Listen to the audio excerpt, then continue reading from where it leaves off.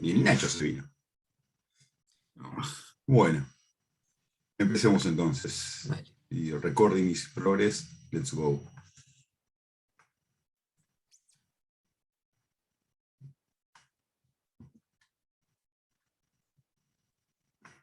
Bien.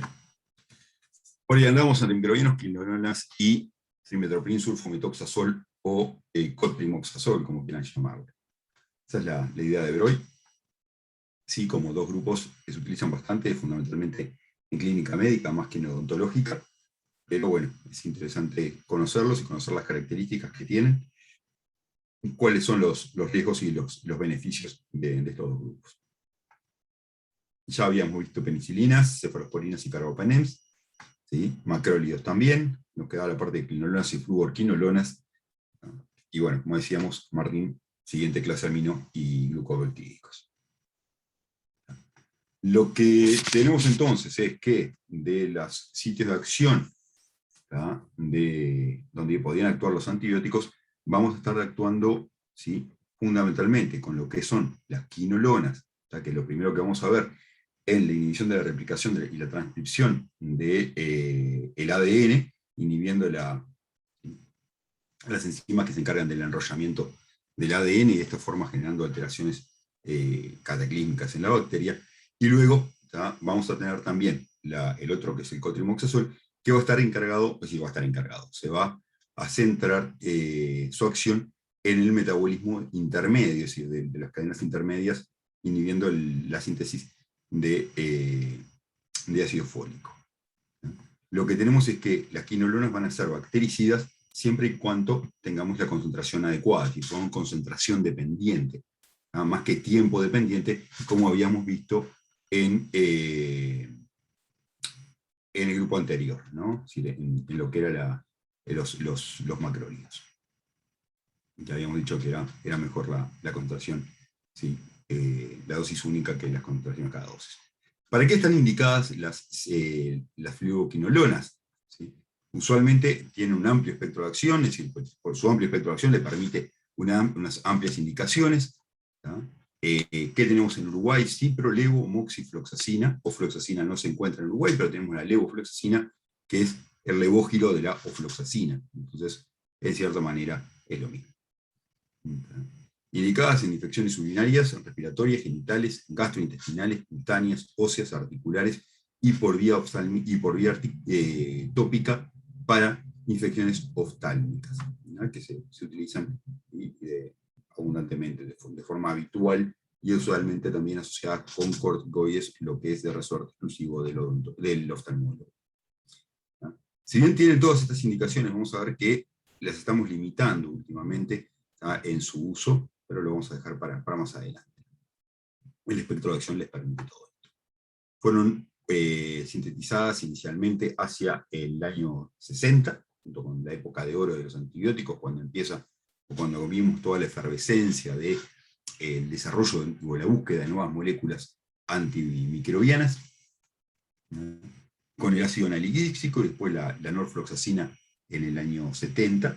El ácido nalidíxico lo seguimos utilizando en parte para infecciones urinarias, ¿sí?, no complicadas. Tiene como contra, obviamente, que se administra de forma seriada y seguida.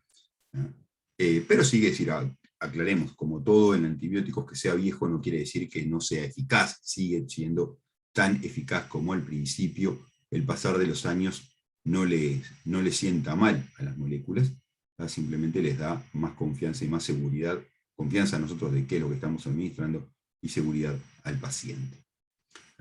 Norfloxacina, hacia la década del 80 aparece la ciprofloxacina, se hizo un poquito más, en nuestro país creo que llegó más cerca del 90 más que del 80, como antibiótico empezó a popularizarse a mitad de la década del 90.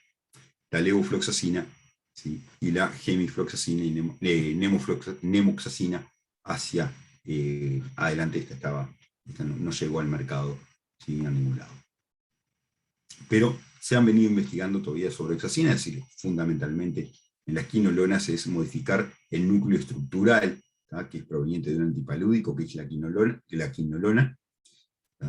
que es derivado de la quinolina, ¿sí? Lo que estaban buscando cuando encontraron este grupo antibiótico eran antipalúdicos. Sí, es un derivado del alcaloide de la quina. Entonces, buscando antipalúdicos, antimaláricos, y se encuentran con moléculas que podían tener eficacia antibacteriana. Lo que sí es el mismo núcleo quinoloónico para todas, lo que sí va a tener es que las diferencias en su estructura es lo que van a generar diferencias en su acción. Como dijimos al principio, van a ser fármacos que inhiben la ADN esquirasa y la topoisomerasa 4, lo que determina que no haya un sobreenrollamiento del ADN, una vez desenrollado el ADN para leer sus genes, y cuando tiene que reenrollarse o superenrollarse para poder duplicarse, esa parte es la que queda trancada, no se puede continuar adelante y determina la muerte de la bacteria por inhibición de su replicación. Las resistencias van a ser espontáneas por mutaciones, o bien la presencia de bombas de flujo. Las bombas de flujo es un medio, ¿sí?, de resistencia habitual, también disponible en células humanas, como es la PGP, la glicoproteína P, la cual también actúa de bombas de flujo, presente muchas veces también en tumores, ¿tá?, haciendo que el tumor sea resistente a la quimioterapia. No por su sensibilidad, sino porque la bomba de flujo rápidamente lo saca el quimioterápico de la célula. En este caso, exactamente igual. O bien, con la producción de factores protectores o de alteración de las topoisomerasas, evitando la unión de la quinolona a su sitio de acción, y de esta manera evitando que se inhiba la topoisomerasa. Como dijimos, espectro de acción amplio, muy amplio, y esto le permite una gran versatilidad, muy activa frente a enterobacterias, Haemophilus y Neisseria, también contra algunos atípicos y contra Streptococcus y Staphylos y alguna micobacteria, no tanto como lo que es gram positivas y gram negativas. Pero fundamentalmente la cipro, que es la que más vamos a utilizar, tiene un espectro de acción interesante frente a gram negativo. Lo que les decía del anillo quinolónico, la modificación en las diferentes cadenas laterales es lo que va a determinar las características del fármaco, o mayor actividad sobre gram positivas, ¿sí?, mayor penetración o afinidad por la topoisomerasa. La piperaciclina tiene una ampliación, ¿sí?, hacia la unidad. Esta es la 2, 3, 4, la 6. ¿Sí? Y lo que se vio fundamentalmente es que la unión del flúor, de una molécula de flúor, 2 o 3, como tienen las actuales o las de nuevas generaciones, les permite una mayor vida media, les permite una mejor actividad antimicrobiana también. Entonces de ahí sale que son quinolonas o flúorquinolonas. Las primeras generaciones eran quinolonas, las generaciones ya fluoradas es la que denominamos flúorquinolonas. Pero siguen siendo la misma familia con el mismo anillo quinolónico que las une. Acá vemos bien, por ejemplo, nalidíxico y pipemídico, la primera generación, no tienen flúor, luego ya empieza a aparecer el flúor en la segunda generación, la tercera generación y la cuarta, siempre presente el flúor. La cuarta generación ya tiene 2 moléculas de flúor en sus cadenas laterales.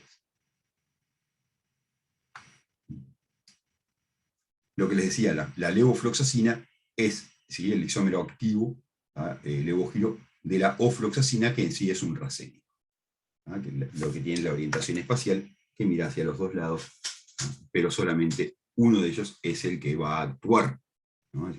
Es como cuando, el ejemplo de la mano, acá es difícil de hacerlo, pero si son 2 manos son iguales, lo que es levógiro y dextrógiro, gira a la derecha, gira a la izquierda, el pulgar, son iguales manos, pero con la que podemos saludar a otro que va a ser el receptor es la derecha, no la izquierda. Si la de la izquierda no tenemos una buena unión. Esto es lo mismo.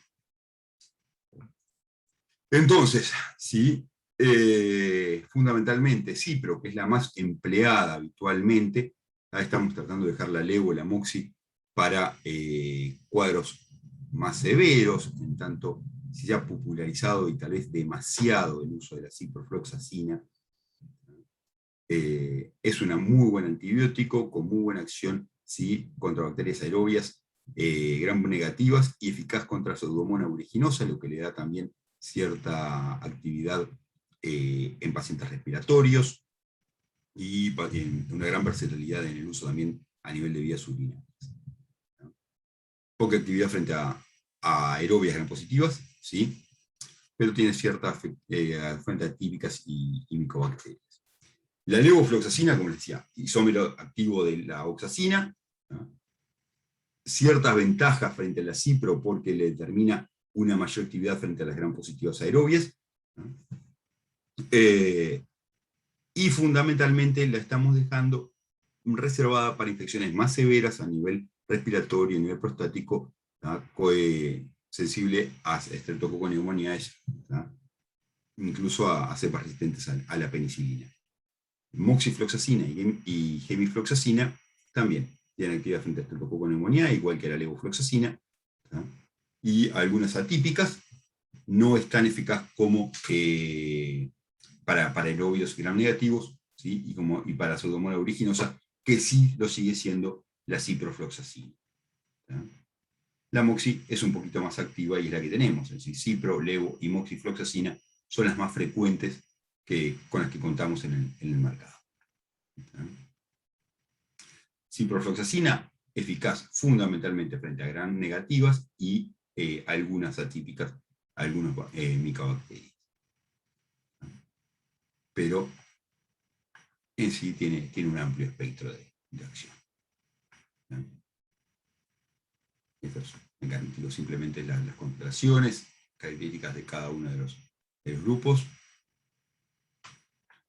Pero lo que tenemos es fundamentalmente, en verde las que se encuentran en el mercado, ¿no?, ácido lanilíxico y pipemídico, la primera generación, ¿no?, de segunda generación, ¿no?, aunque para algunos las ubican, ¿sí?, dentro de la tercera, y la segunda ya sería la tercera generación, y la 2A y 2B, la 3A y 3B dentro de la cuarta generación, ¿no? Van a encontrar algunas diferencias en las clasificaciones en algún libro. Otras se encuentran, perdón, me fui.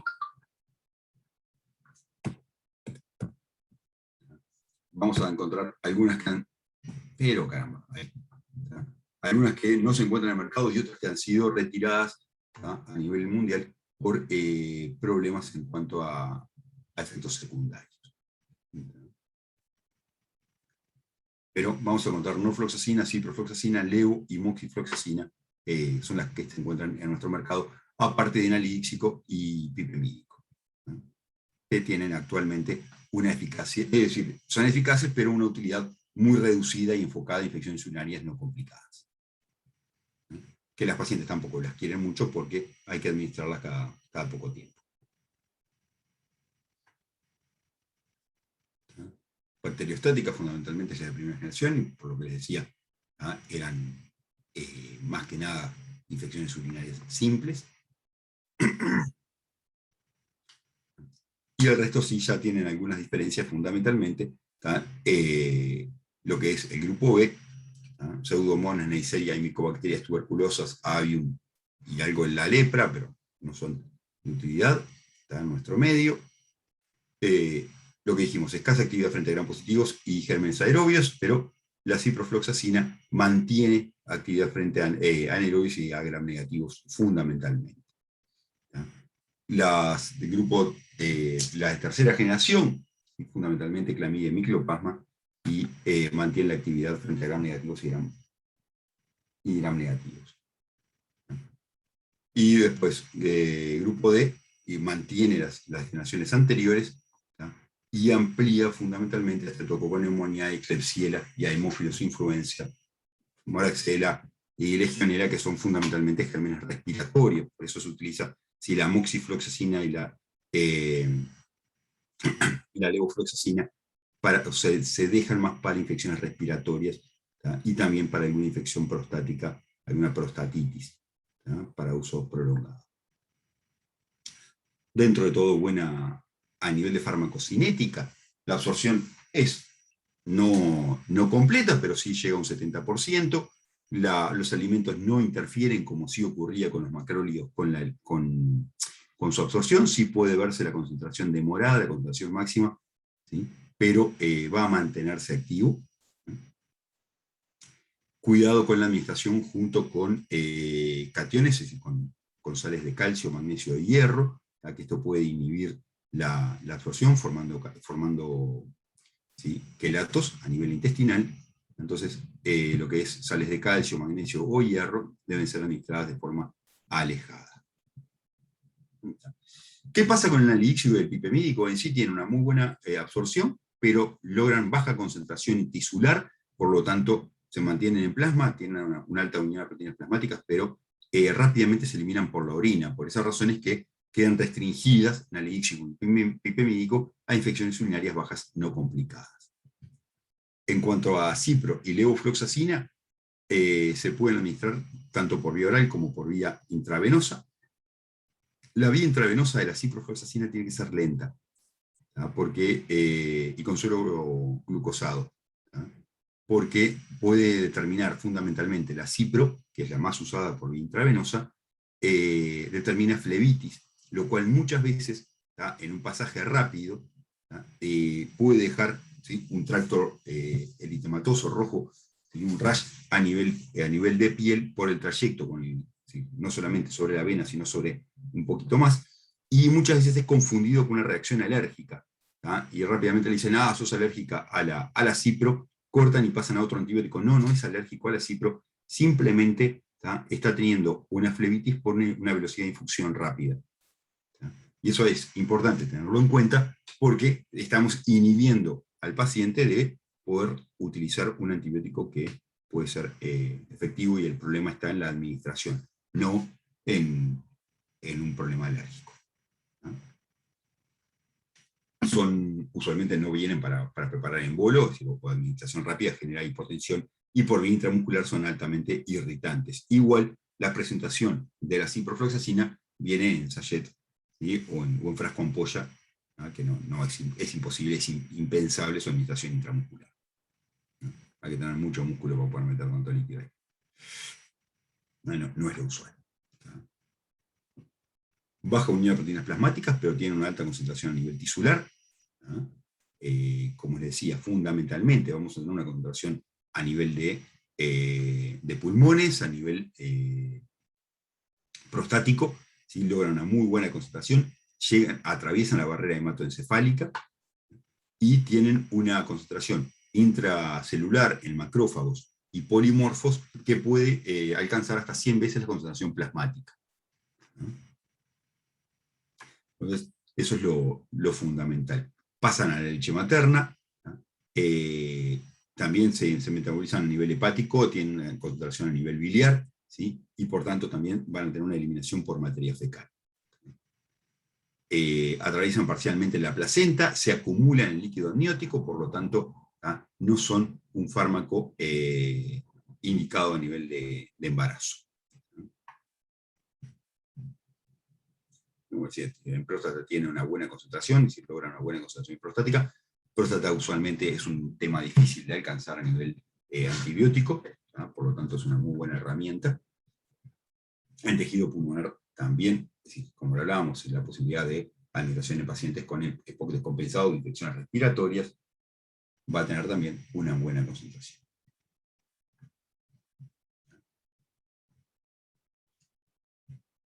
Obviamente tienen una eliminación renal por filtrado o secreción tubular importante, lo que les permite y les son útiles para lo que es infecciones urinarias. Esto ha hecho que la ciprofloxacina tenga tal vez un sobreempleo en infecciones urinarias, lo que ha generado también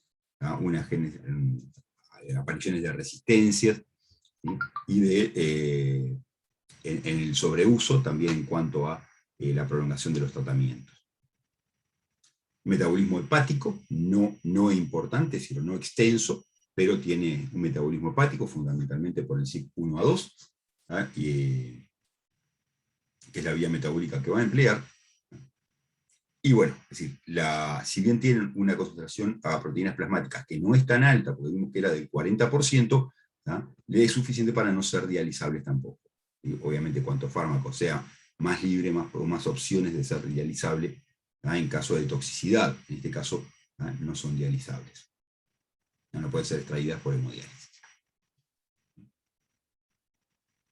En sí, tienen todos una muy buena biodisponibilidad oral, arriba del 70%, en términos generales, y baja unidad de proteínas plasmáticas, son moderada, entre el 30 y 40%, 45%, una vida media que es variable, y una excreción urinaria activa fundamentalmente a nivel general. Por eso es lo que hablamos de las infecciones urinarias.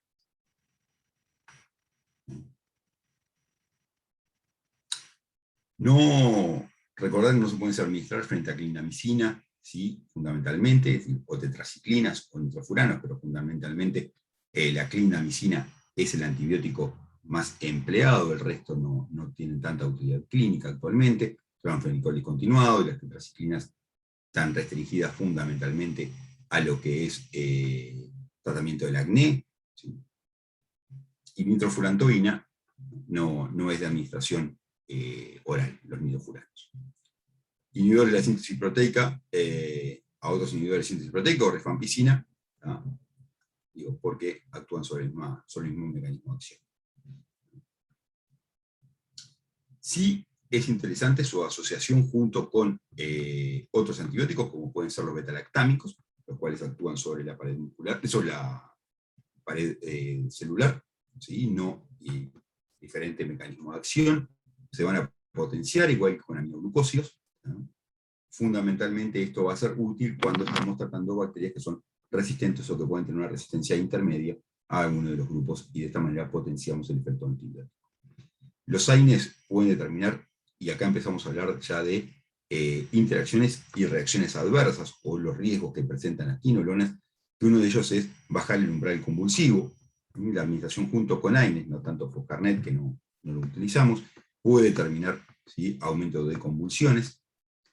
Los glucocorticoides sistémicos, ¿no?, tienen ya de por sí una alteración, o pueden determinar alteraciones a nivel del tejido conjuntivo, y se ha visto que las fluoroquinolonas pueden determinar tendinitis y roturas de tendón, fundamentalmente tendón de Aquiles, lo cual pasa a ser un problema severo para el paciente, ¿no? Y para que imaginen la severidad, esto lleva a sanción quirúrgica. En algunos casos la rotura parcial puede ser con yeso, pero la recuperación a este paciente le lleva no menos de un año, lo cual es complejo. También otro de los problemas que presentan es la prolongación del intervalo QTC a nivel electrocardiográfico, al alterar, ¿sí?, el flujo de potasio a nivel del músculo cardíaco, de la conducción cardíaca. Esto determina una prolongación del QRS, del QT fundamentalmente, ¿sí?, del intervalo QT corregido a nivel del electrocardiográfico, y va a generar eventuales arritmias, las que son potencialmente mortales, lo que es la muerte súbita, por un mecanismo de desorden de la conducción eléctrica que se llama torsión de puntas, lo que se ve en el electrocardiograma como, es decir, un electrocardiograma oscilante, caótico, el que lleva rápidamente a un paro, ¿sí?, el cual en esos casos es de utilidad la cardioversión, y los cardiodefibriladores que se encuentran en diferentes sitios concurridos, ¿no? Para eso puede servir, pero hay que actuar de forma rápida. Son muertes súbitas. ¿Cuáles son los fármacos que van a potenciar? No hay un fármaco que, si lo damos, va a determinar una muerte cardíaca. Eso es muy raro. Usualmente la prolongación de intervalo QT tóxica o que genera problemas es la conjunción de fármacos. El paciente se presenta ante una tormenta perfecta, por llamarlo así. ¿Sí? Es decir, un poquito de un fármaco, otro poquito de otro fármaco, jugo de pomelo inhibiendo el metabolismo hepático y aumentando concentraciones plasmáticas, interacciones, y ahí es que ocurre. Prácticamente no van a ocurrir interacciones o prolongaciones de intervalo QT graves a causa de un solo fármaco, porque rápidamente sería retirado del mercado, es decir, no permitiría, es decir, no sería seguro un fármaco de esas características, no llegaría a comercializarse, ¿sí? Si eso se detecta a tiempo. Pero va a ocurrir usualmente en asociación con otros fármacos, ondansetron, ¿sí? Macrólidos, antidepresivos tricíclicos, imipramina, es decir, la amiodarona también, los antiarrítmicos en general tienen poder arritmógeno. Todo antiarrítmico es arritmógeno, tiene poder arritmogénico de per se. Entonces, eso puede estar contribuyendo a la ocurrencia de esta alteración cardiovascular, de la conducción cardíaca, y genera, ¿sí? Problemas graves como la muerte súbita. La administración conjunta con furosemida puede estar determinando hipomagnesemia, que es uno de los efectos adversos que se le atribuyen también a las quinolonas, la hipomagnesemia relativa, que puede aparecer. El tema es que habitualmente no medimos a magnesio, o no solicitamos la dosificación de magnesio, y pasa inadvertida, no es que no ocurra. Y bueno, la formación de quelatos, que evitan o disminuyen la absorción a nivel intestinal, con sales de hierro, zinc, antiácidos, con calcio, magnesio o aluminio, o bien con el sucralfato.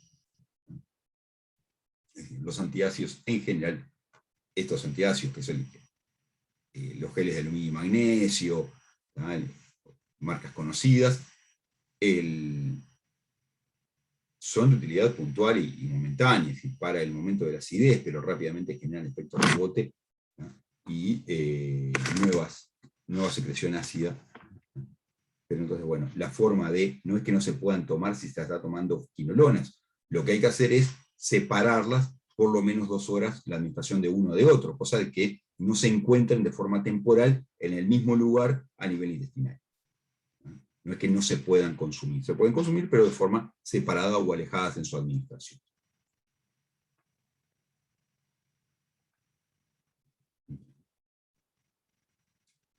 Interacciones, ¿sí? Vamos a encontrar un montón, fundamentalmente cipronorfloxacina, que es lo que más se va a generar, o la norfloxacina, tienen metabolizaciones cipronorfloxacina, CYP1A2, y el CYP3A4, que obviamente es una megaenzima, o de las más predominantes a nivel de metabolismo hepático, el cual metaboliza casi el 50% de los fármacos disponibles en el mercado, el 3A4. Entonces, un fármaco que se metabolice por vía 3A4 es propenso a tener, ¿sí? múltiples interacciones, o a generar múltiples interacciones a nivel farmacológico.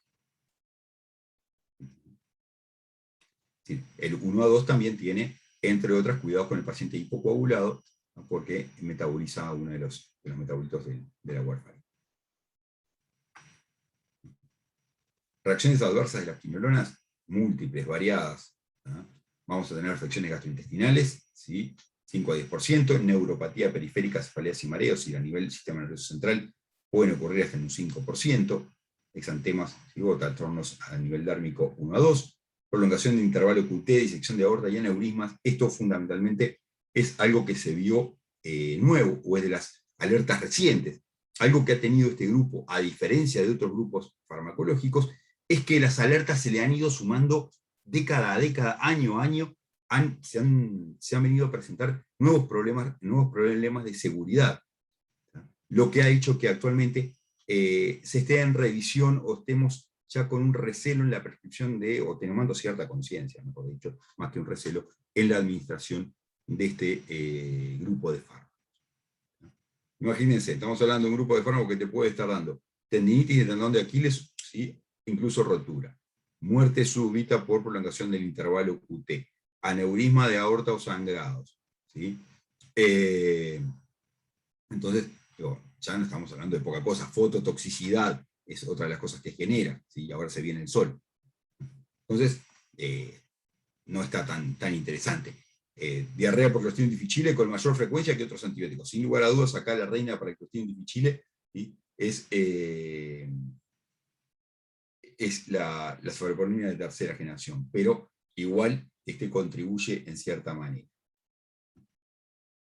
Entonces, contraindicada en embarazos, ¿sí? Porque se ha visto en animales también, en animales jóvenes, alteraciones cartilaginosas.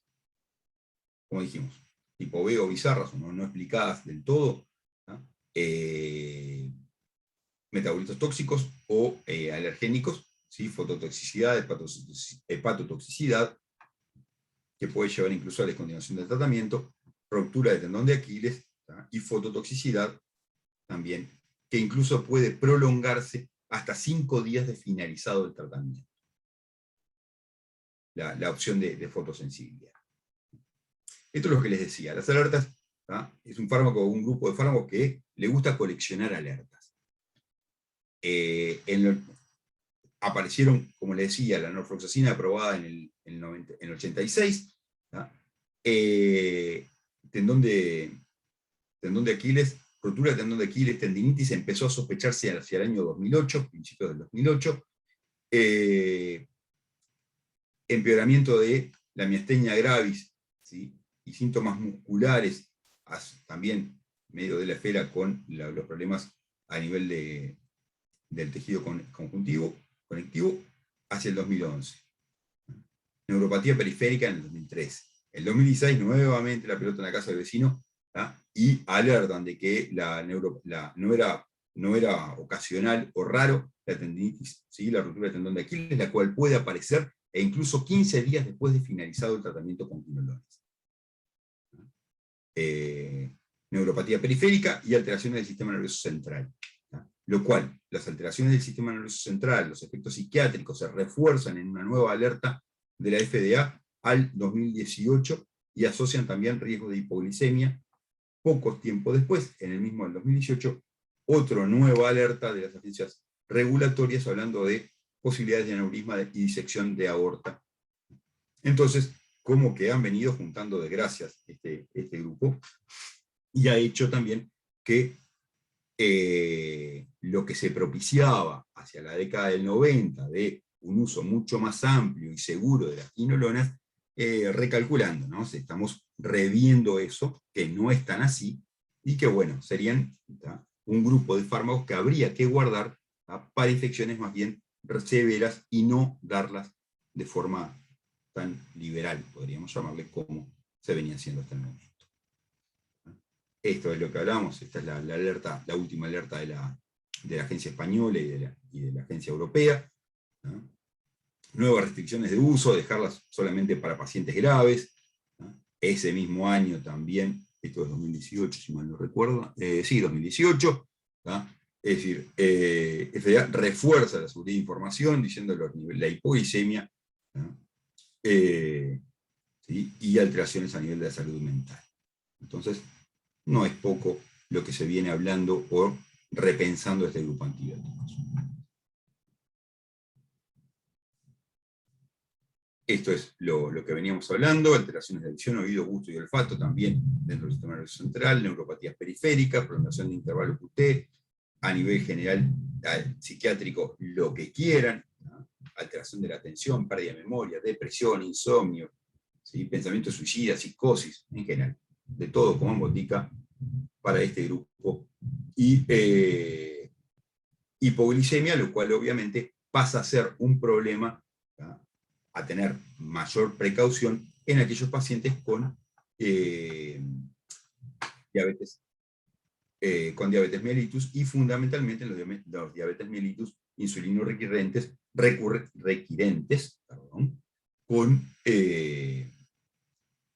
con un manejo metabólico, ¿no? Con un manejo metabólico difícil, los cuales obviamente estamos exponiendo más a riesgo. Siempre el riesgo para el paciente diabético no es la hiperglicemia, sino la hipoglicemia. Y si llegan a tener algún paciente en consultorio, ¿ah? Diabético, el cual se sienta mal, ¿ah? Lo primero que tienen que hacer es sospechar o actuar cual si fuese una hipoglicemia, ¿ah? Sin miedo a administrarle azúcar. ¿Ah? Si es alguna bebida azucarada. Si es bebida, si se absorbe mucho más rápido, ¿ah? Y cuanto más azucarada, mejor. Total, si está baja y lo que tenían una hipoglicemia, para llevarlo de 0,4 a 0,8 le salvan varios millones de neuronas, ¿no? En tanto que si estaba en 2,40 y la suben a 2,80, es exactamente lo mismo. Vuelta van a tener que bajar, si era 4 y la suben a 4,40, no pasa nada, pero si estaban en 0,40 y la suben a 0,80, ya el pronóstico de ese paciente es diferente. Así que no tengan miedo en un paciente diabético en administrarle glucosa ante cualquier síntoma o descompensación que pueda presentar. Hablamos de glucosa, no bebidas azucaradas. Coca-Cola Light y Coca-Cola Cero no entran dentro del patrón. No se enojen si un paciente, si tiene un paciente o un familiar con diabetes que tenga caramelos en el bolsillo. Que tenga caramelos en el bolsillo está bien y es sano. El problema es que se los coma cuando no tiene que comerlos, sino que son parte de su botiquín. Entonces, las alertas, estas lo que empezaron a hablar las quinolonas, fue de no administrarlas en infecciones leves o autolimitadas, es decir, dejémoslas para infecciones graves. No las utilicemos para lo que llaman la diarrea del viajero o alteraciones, ¿sí?, gastrointestinales o diarreas bacterianas. Para esto tenemos a la rifaximina, que no se absorbe por vía digestiva y que actúa de forma adecuada a nivel intestinal. Por lo tanto, tienen bastante, es decir, la relación riesgo-beneficio de este grupo ha venido cambiando. Ha empezado el platillo de las reacciones adversas pesadas, viene siendo cada vez más pesado, viene balanceando ese riesgo-beneficio, ya no es tan favorable al beneficio. Por lo tanto, dejémoslos para infecciones severas, o cuando otros antibióticos no son eficaces. Es decir, ya pasémoslo, en cierta manera, es pasarlo a un segundo plano, a una segunda línea de tratamiento. No dejarlo como primera línea y como caballito de batalla permanente. Obviamente, pacientes de edad avanzada, trasplantados, en los cuales se están dando corticoides, ¿sí?, o bien tienen un tratamiento corticoideo por una inmunopatía, o tienen una alteración, ¿sí?, que les esté generando alguna otra alteración a nivel del tejido de colágeno, no son pacientes para administración de quinolonas, porque el riesgo es bastante alto. Cuando hablamos de riesgo alto en alteraciones de tendón de Aquiles, el promedio es general entre el 1 y el 5% de los pacientes pueden presentar tendinitis. El tema es relacionarlo con el tratamiento previo con quinolonas.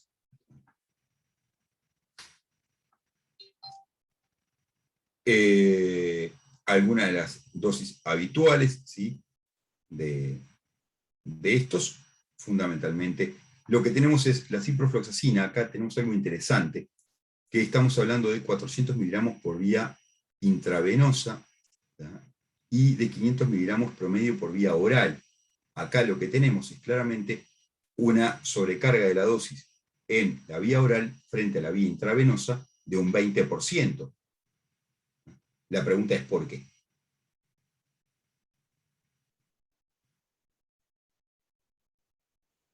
¿Por qué por vía oral ciprofloxacina vienen comprimidos de 500 miligramos y cuando va por vía intravenosa los sachets vienen de 400 miligramos? Por la absorción, capaz. Por la absorción puede ser, ¿sí, Joaquín? ¿Alguna otra opción?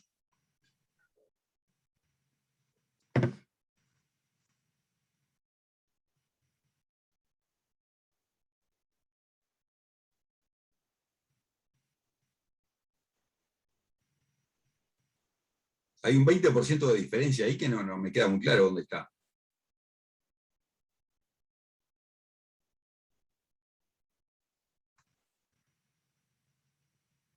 Hay un montón más de ahí que los escucho. Empiezo a preguntar directo.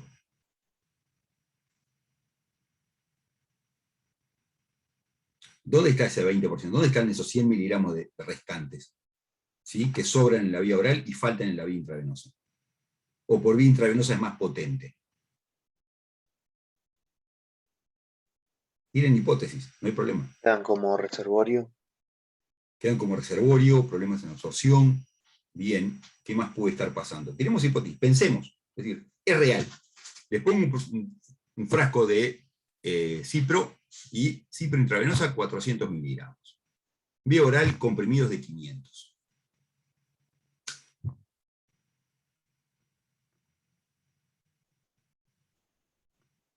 Embotellaron mal.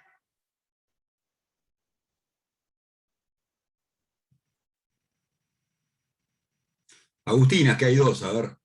Silva o Adán. Algún no sé, por lo menos.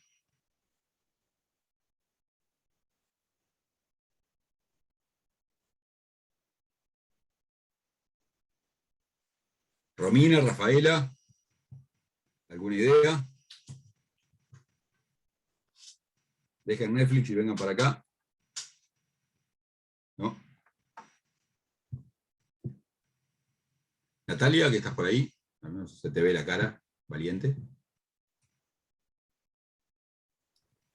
Sí, estoy por acá, Juan Pablo. Bien. Bueno, ¿qué planteamos de esto? Es decir, metabolismo hepático, primer paso. ¿Sí?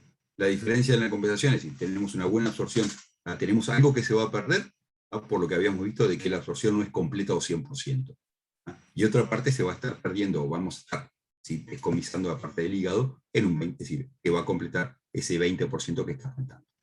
Tanto problemas de absorción, como bien dijo Joaquín, y después el otro 20%, y después el restante, efecto primer paso. Esas son las causas de la diferencia de la dosis, que puede llamar la atención, 100 miligramos, un 20% de diferencia. ¿Cuál fue la última que dijiste, profe, perdón? Primer paso hepático. Bien. Es decir, acuérdense que la absorción la vamos a completar una vez pasado el hígado, ¿no? Es decir, todo lo que se absorbe a nivel intestinal se junta en la vena mesentérica, que va hacia el hígado, por el sistema porta. El hígado lo filtra, el hígado está ubicado estratégicamente a nivel corporal, tratando de ser la aduana de todo lo que entra a nivel intestinal. Es decir, pensamos que, si tengamos en cuenta que la puerta de entrada de moléculas al intestino, al organismo, es por parte del intestino. Entonces, bueno, chequeemos qué es lo que está entrando, a ver con qué nos estamos envenenando. Y de esa forma es que el hígado pasa ahí a oficiar de aduana. Y muchas veces descomisa, por llamarlo así, o empieza un metabolismo rápido de alguna de las moléculas con las que entran en contacto. Juan Pablo, Sí. ¿te puedo hacer una consulta? Entonces, Sí, claro. con esto que vos nos estás diciendo de la absorción vía oral y vía parenteral, por la metabolización hepática, por el efecto del primer paso, tendríamos que dar por sobreentendido que este fármaco no es afectado por la circulación enterohepática. ¿No hay una reabsorción hacia la circulación sistémica? Puede haberla, Ah. pero es decir, lo que está sucediendo acá es decir, igual vas a tener, no tiene la eliminación fundamentalmente renal, no tiene tanto circulación enterohepática. Por eso, a eso iba. Algo de lo que, es decir, parte va a quedar en el intestino. Cuando pasa, algo se queda el hígado y ya lo metaboliza, lo tira como inactivo. Es decir, fundamentalmente el resto se elimina a nivel renal. No tiene en circulación enterohepática, enterobiliar, ¿sí? No es de los que tiene mayor. Perfecto, era esa la pregunta, porque como hiciste la comparación del efecto del primer paso, como cualquier fármaco prescripto por vía oral, me surgió la duda si tenía circulación enterohepática, cuya biodisponibilidad cambia, ¿no? Claro. Está, perfecto. Muchas gracias, muy amable.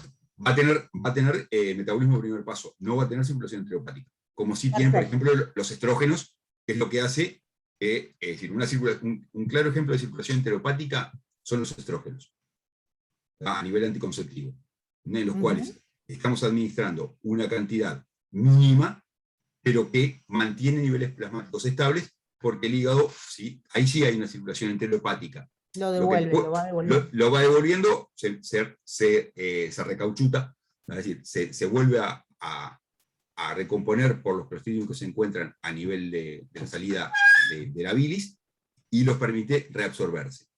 Eso es una circulación enteropática. Lo otro que puede haber que no es circulación enteropática es eliminación biliar. Sí, sí, claro, excreción biliar, Excreción claro. directamente biliar, como puede pasar con la cefoperazona. Ujú. La cefalosporina, en la cual tiene indicación específica a nivel de alteraciones de vía biliar, de infecciones de vía biliar, porque tiene una muy buena concentración biliar por eliminación renal, por excreción renal. Bien, ¿Está? perfecto, bárbaro. Gracias. Vale.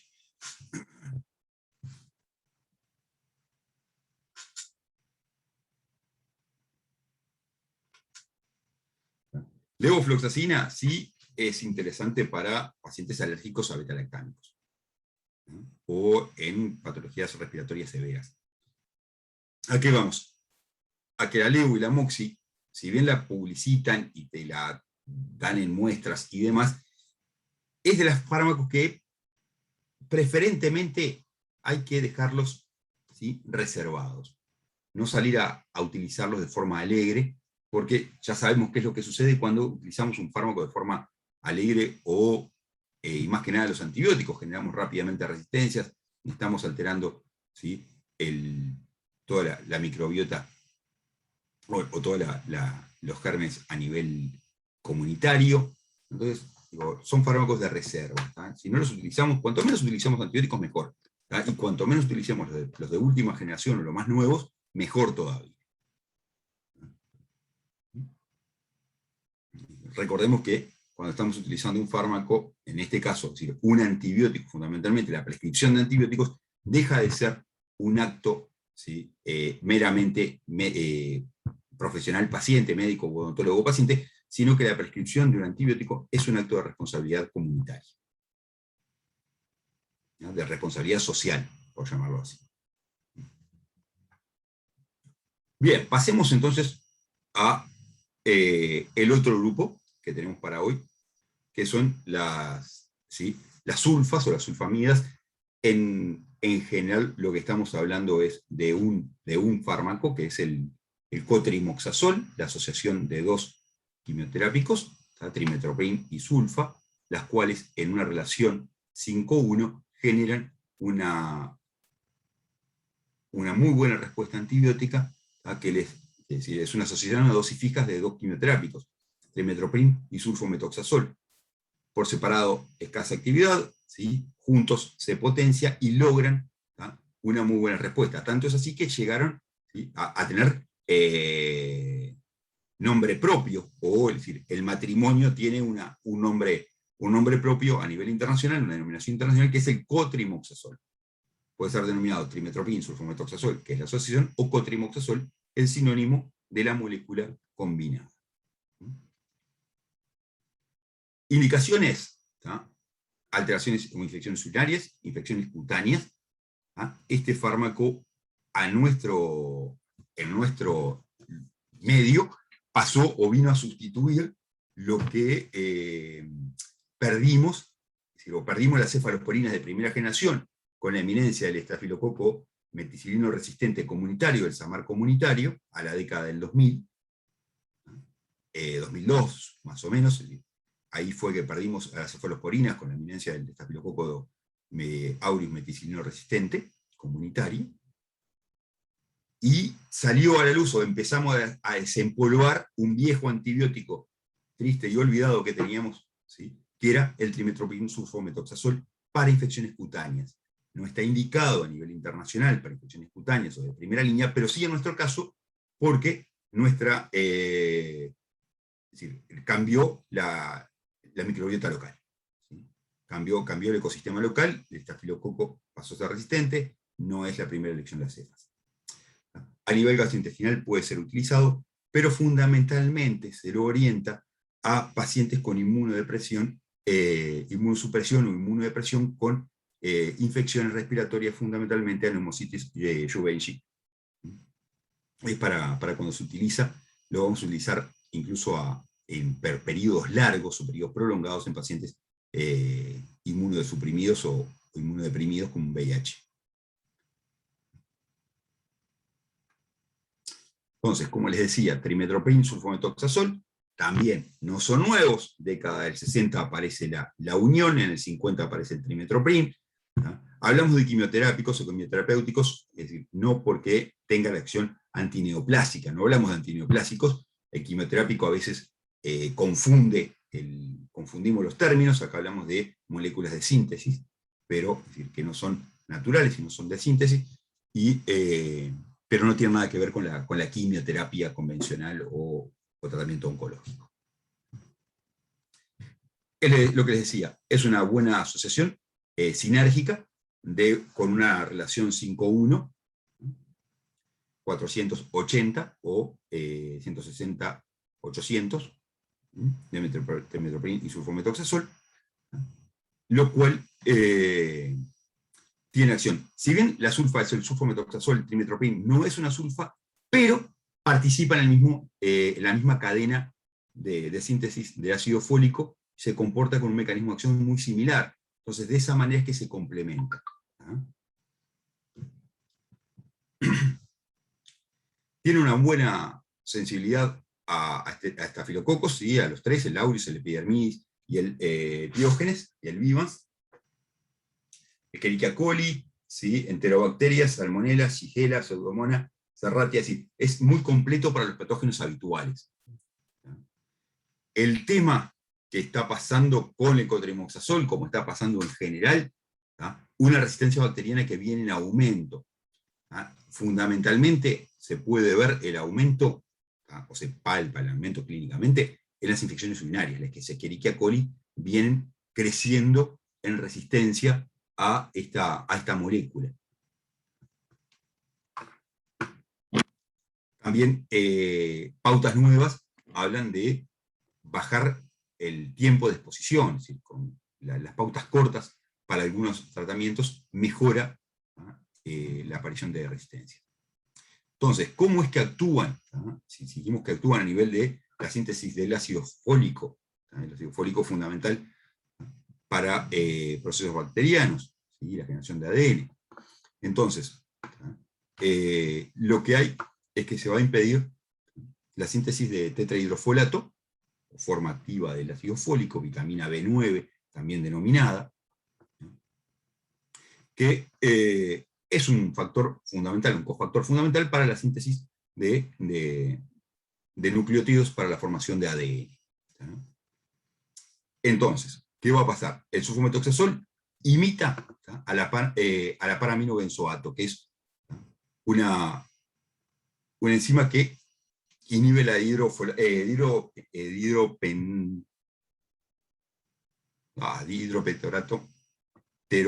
hidropteroato, me confundo. Sintetasa de forma competitiva. Y acá paramos una de las partes. Pero el trimetoprim hace lo mismo con la hidrofolato reductasa. Entonces, de esta manera, trancamos en dos vías, en dos momentos, la vía metabólica para evitar la formación de tetrahidrofolato en caso de que la hidropterato no quede bloqueada del todo, el siguiente paso queda bloqueado, lo poco que pueda pasar. Entonces, de esa manera se complementa el efecto y se potencia el efecto.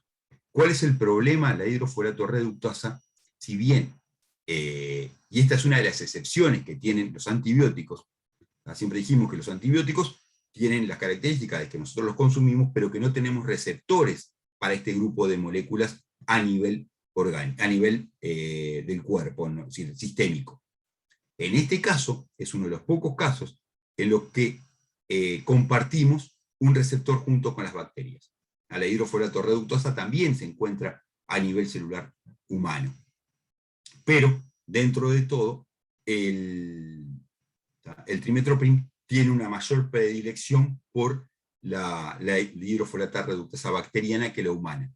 Pero en tratamientos prolongados o a altas dosis, conviene la administración conjunta de ácido fólico en estos pacientes. Es decir, en pacientes que están tratamientos a largo plazo, fundamentalmente VIH, en etapa SIDA y demás, que requieren tratamientos prolongados, como protección de neumonias por Rubenchi, que necesitan, ¿sí?, la suplementación con ácido fólico. Pero lo interesante es la conjunción de un receptor que es común con la bacteria, que tal vez sea un poquito la excepción de la regla.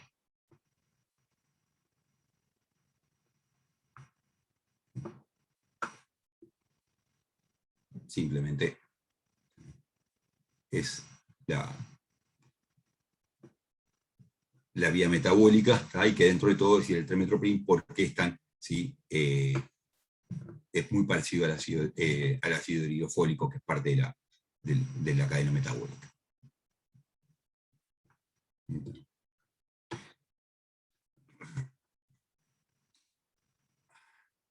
Número de bacterias en las horas, ¿sí? Solamente trimethoprim, sulfometoxazol solo, o sin fármacos, como viene creciendo, ¿sí? El crecimiento de las bacterias, el número de bacterias, ¿tá? En tanto que cuando se combina trimethoprim y sulfometoxazol, rápidamente el crecimiento bacteriano se ve muy disminuido. Gram positivas y gram negativas, un amplio, ¿sí? Rango, espectro de acción, ¿tá? que tiene este grupo. Contraindicaciones no son tantas, pero sí algunas importantes, como por ejemplo el embarazo, ¿ya? Es decir, si estamos actuando sobre la síntesis de ácido fólico, no están indicadas a nivel del embarazo, pueden generar, ¿no?, algunas malformaciones. Obviamente si tenemos alergia a las sulfas o a las tiacidas por reacción cruzada. Alteraciones por trombocitopenia, en algunos pacientes puede verse la posibilidad de una trombocitopenia, no es frecuente, pero si ocurrió una trombocitopenia frente a la administración de trimethoprim, no volver a administrarla. No es una alergia, no es un cuadro severo que comprometa la vida, pero puede generar sangrados importantes. La fertilidad es muy ocasional, ¿no?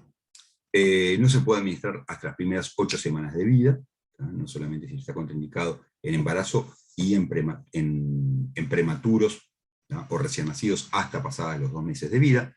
Insuficiencia hepática o renal severa tampoco está indicado. En anemia megaloblástica usualmente estamos hablando que hay un déficit de folato, por tanto no estarían indicados, es decir, estaríamos empeorando una anemia por déficit de folato. Y también la deficiencia de glucosa 6-fosfato deshidrogenasa, ¿no?, que es una malformación congénita o la falta congénita de una enzima que puede estar, ¿sí?, que se encuentra contraindicado la administración de múltiples fármacos, entre ellos el trimethoprim, y la porfiria, como también está contraindicado cuando el paciente tiene porfiria.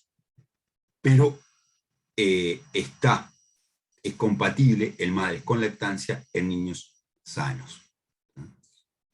Es interesante fundamentalmente porque es un fármaco que tiene múltiples indicaciones, el trimethoprim, con una muy buena respuesta para infecciones de tejidos blandos.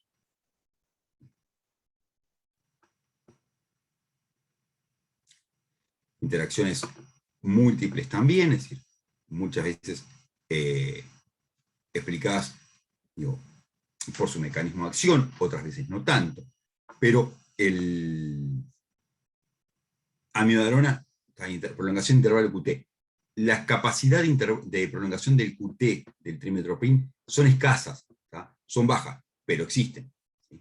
Amiodarona como antiarrítmico de caballito de batalla, o el más frecuentemente utilizado, ¿tá?, hay que tener cierto cuidado. Puede haber, por alteración a nivel renal, o por infección a nivel renal, aumento de la digoxinemia, ¿tá?, y esto determina cardiotoxicidad por aumento de la digoxinemia, riesgo de hipopotasemia frente a todos los IECAS y los ARA2, los ARA2 y los IECAS, ¿tá?, y los ahorradores de potasio pueden generar, ¿tá?, hiperpotasemia, aumento de toxicidad por metotrexate, en pacientes, ¿sí?, con alguna alteración, ¿cómo es?, una inmunopatía. Carbamazepina puede generar algún efecto, ¿tá?, de discrasia sanguínea, riesgo de sangrados. Perdón. Metformina, que es frecuente su empleo, disminución de la excreción de trimethoprim sulfometoxazol con aumento de la dosis circulante, fundamentalmente, y glimepirida riesgo de hipoglicemias. Esto sí es importante. Y la acidobudina puede incrementar su toxicidad en pacientes en tratamiento VIH. Reacciones adversas no son habituales. Es un fármaco bastante bien tolerado, con trastornos digestivos leves, fundamentalmente. Algunas pacientes, que esto obviamente no lo podemos tener no es no tener en cuenta, sino prever la posibilidad de fototoxicidad o alteraciones a nivel cutáneo. En pacientes, en algún paciente de forma rara, pero puede ser complejo, sí, como todo fármaco, síndrome Stevens-Johnson, necrosis tóxica epidérmica, ¿sí?, que son alteraciones a nivel cutáneo por complejos inmunotóxicos, fundamentalmente. Pero en términos generales es un antibiótico bien tolerado. Ictericia sanguíneas, anemia, mielosupresión, son las cosas que puede generar. Estos, obviamente, los severos, por suerte son severos, pero no vamos a decir, muy poco frecuentes sería la frase. Posología, para ir terminando, otro grupo que tampoco, otro grupo que tampoco se puede administrar junto con antiácidos o con alimentos. Y es frecuentemente administrado con alimentos. No tanto con antiácidos, pero sí con alimentos. Los alimentos disminuyen su absorción. En adultos, la dosis habitual, 800-160, es lo que llamamos habitualmente el Bactrim fuerte. Estamos hablando de Bactrim como marca comercial más frecuente, casi como sinónimo de trimethoprim sulfametoxazol. Obviamente hay muchas marcas en el mercado, pero esa ya, la original, que era de Bristol Myers. Cada 12 horas. El Pneumocitis gilobensi, que es lo que era el Pneumocitis carini, antiguamente llamado carini,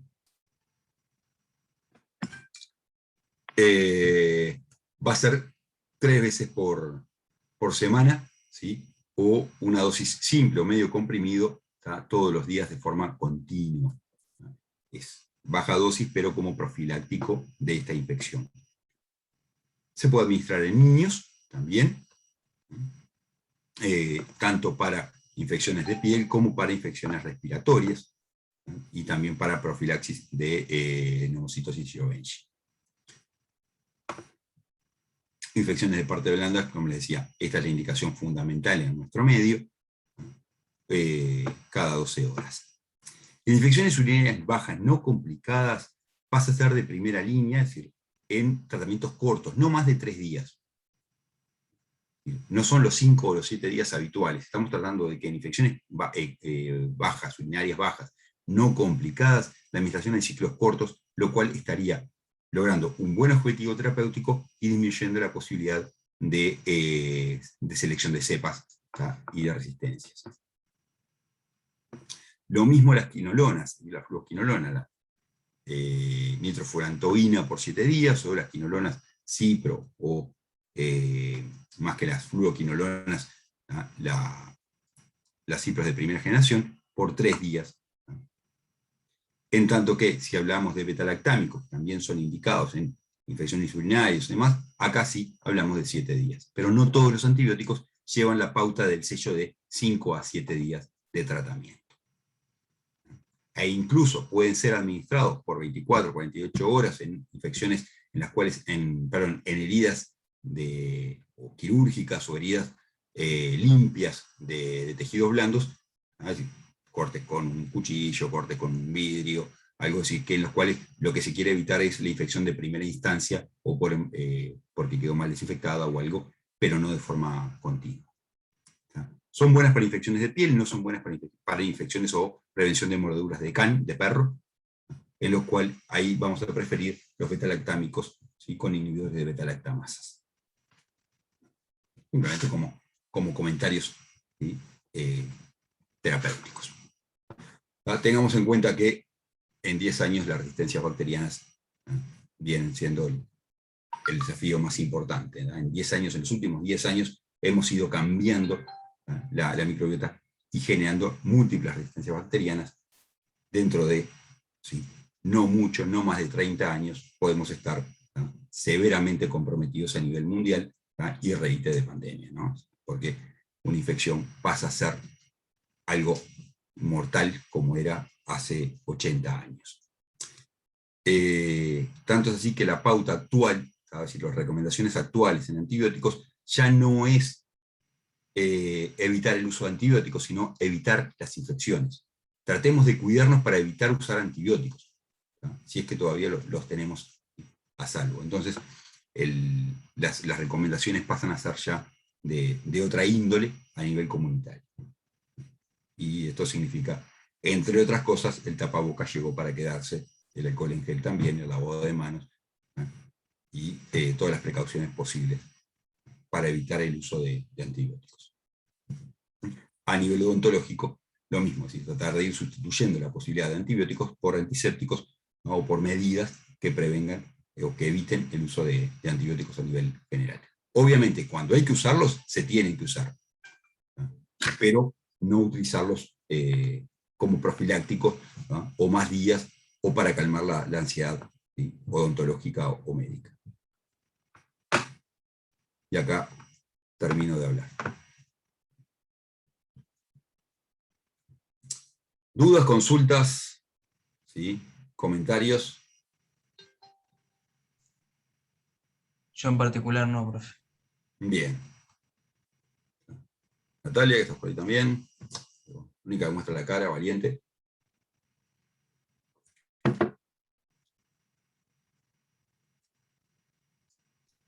Soy valiente porque soy más viejita que ellos. Bien.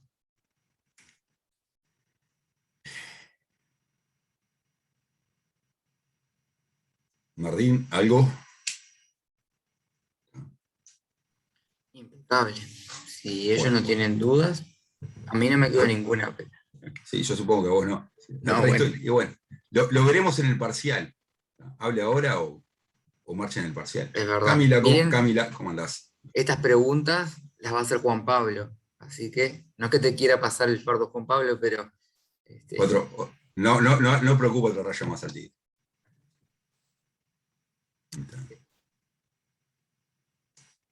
Bien.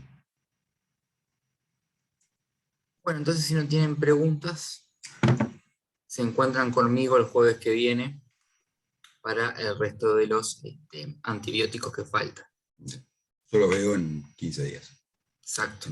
Entre 21, sí, el tercero. El tercero. El tercero. Ahí sí, el último día, el 21, va a ser, no vamos a dar ninguna clase, vamos a evacuar dudas, así que ya vayan estudiando, para ese día sea bastante fructífero para ustedes, ¿verdad? Vamos a hacer algunas preguntas, alguna actividad de peloteo, ¿sí? O que participen en grupos y después, ¿sí?, algo inventamos, ¿sí?, ¿no? Exacto. Pues, a ver si les vemos las caras, si los conocemos, ¿no? Pues, a pantallita negra se hace difícil. Y aparte también recuerden que tienen que tener notas continuas. Está bueno que participen porque es importante que tengan alguna notita más. Era como les decíamos siempre, fíjense en el parcial, a veces sacan un 6, un 5, y si participaron en clase y tienen continuo, pueden llegar a exonerar inclusive la materia, ¿verdad?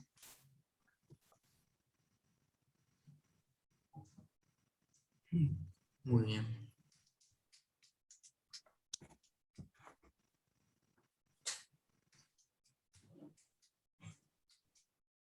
Bueno, si nadie tiene nada para decir, nos vamos a ver el próximo jueves a las 4, muchachos.